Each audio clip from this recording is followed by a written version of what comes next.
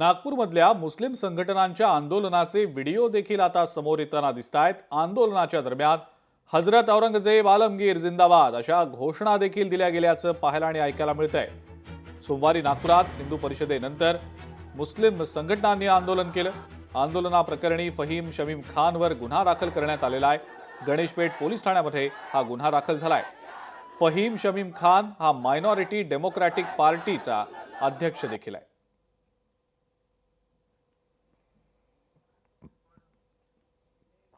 गुन्हा तर दाखल झालेला आहे।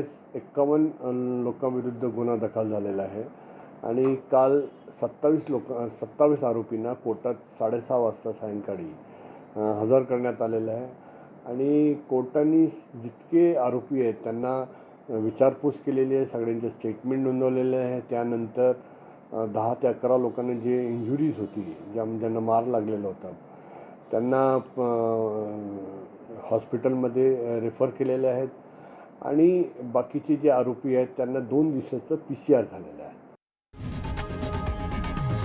लोकशाही मराठी ऐका, पहा, जागरूक रहा।